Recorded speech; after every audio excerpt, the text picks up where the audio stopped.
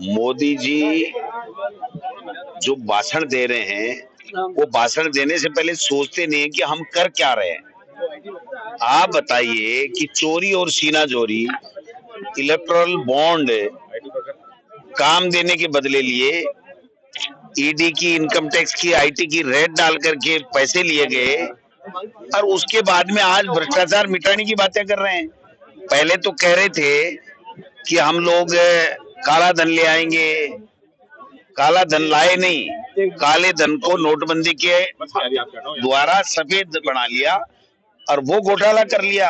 अब electoral bond का घोटाला, राफेल का घोटाला, पता नहीं कितने घोटाले कर दिए।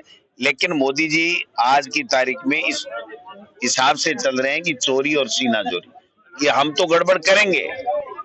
जिस स्कीम को सुप्रीम कोर्ट ने अनकॉन्स्टिट्यूशनल स्कीम और इलीगल मनी बता दिया, उसके बाद में वो किस मुंह से बातें कर रहे हैं, समझ से परे। सर, उन्होंने कहा कि कांग्रेस जो है सीधे तौर पे जो नेता जीतने की बात नहीं करे, लेकिन देश की जनता को डरा रहे हैं कि यदि मोदी जीत गया तो आग लग जाएगी। हम आपको वो डरा रहे हैं ना। कल अमित शाह जी खुद कह के गए हैं कि डर के भाग के आ रहे हैं, उनको देंगे कुछ नहीं, लेकिन उनको पास में ले लो और वोट ले लो उनसे। तो डरा तो वो रहे हैं भाई साहब, हम कहाँ डरा रहे हैं, हम कैसे डरा सकते हैं।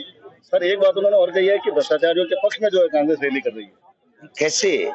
हम तो कह रहे हैं ना, आप बताइए ना इलेक्टोरल बॉन्ड का सच क्या है।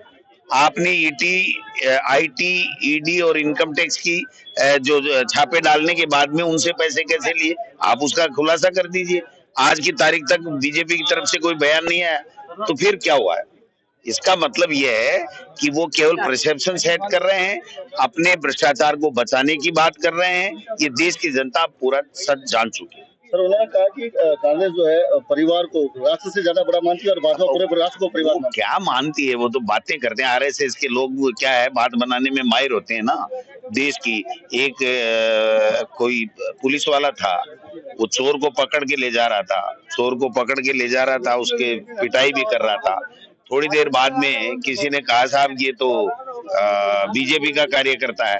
अरे ये राष्ट्र प्रेमी है, ये तो राष्ट्र की सेवा करने जा रहा था, चलो छोड़ो इसको। तो ये हालात बने हुए हैं। बीजेपी करे वो तो सही है, और दूसरे कोई बात करे उनकी अगर कलई खोलें तो वो गलत है। आप बताइए किस प्रकार से देश में तांडव नृत्य चल रहा है, ये कोई कहेगा। अजीत पवार कैसे ईमानदार हो गया, आसाम का मुख्यमंत्री कैसे ईमानदार हो गया उनके पास में आते ही, दूसरे ईमानदार कैसे हो गए, आप बताइए।